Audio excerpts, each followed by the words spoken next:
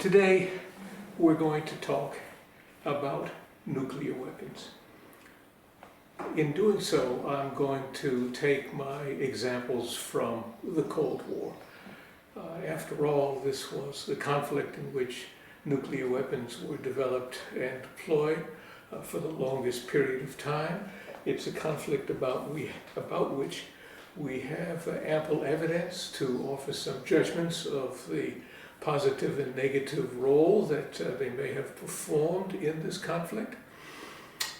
Finally, generalizations based on the Cold War, I argue, have varying degrees of relevance to other cases. And this means India, Pakistan, Israel and its neighbors.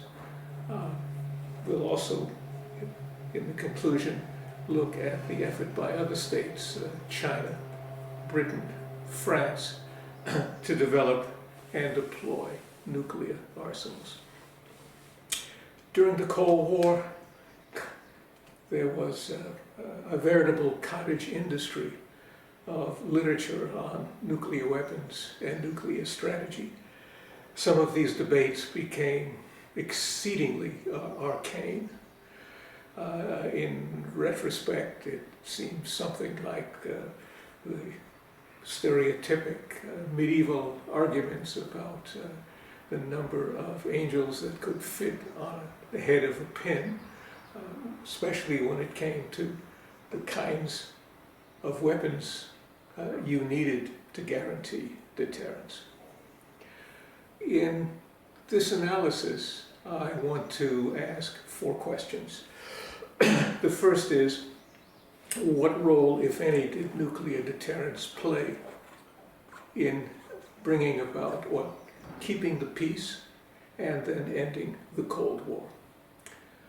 You will see that opinion here is strongly divided, with those advocates of nuclear weapons contending that it both preserved the peace and brought an end to the Cold War, while its critics, and I number myself or count myself as one of them, argue that it prolonged the Cold War, but did play a role in bringing about its termination, but in a very different way than advocates suggest.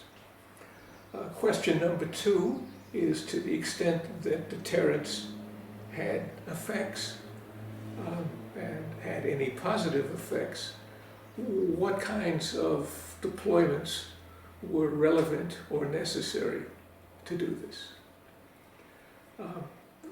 The third question is the role of nuclear weapons in political relations between the superpowers.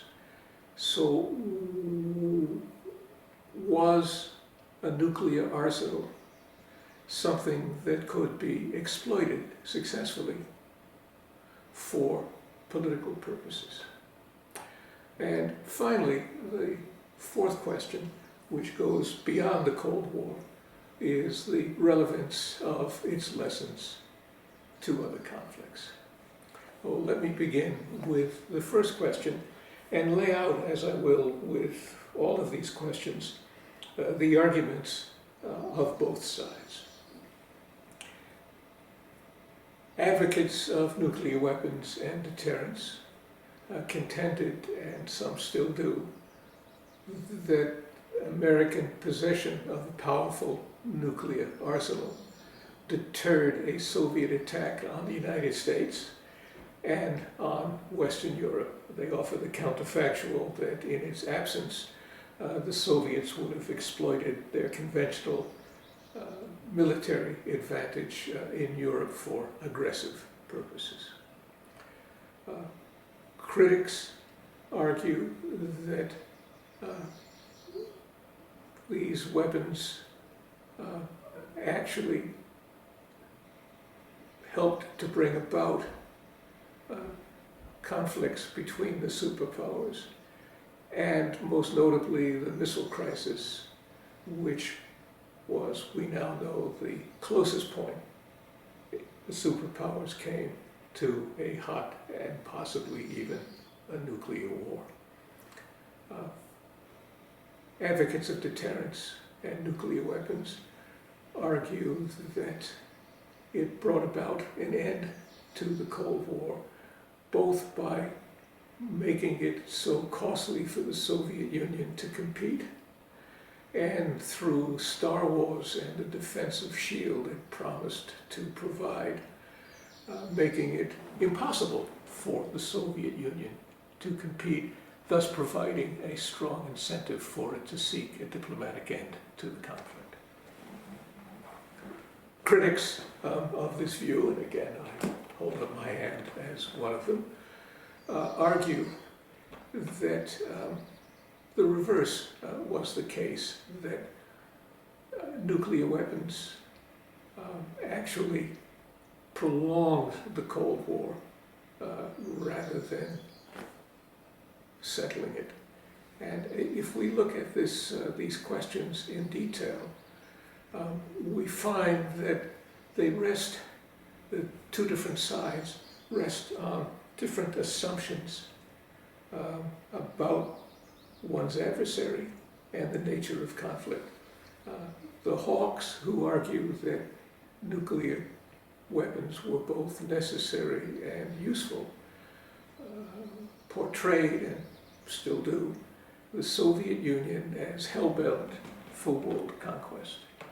It was only held in check by superior American or Western nuclear and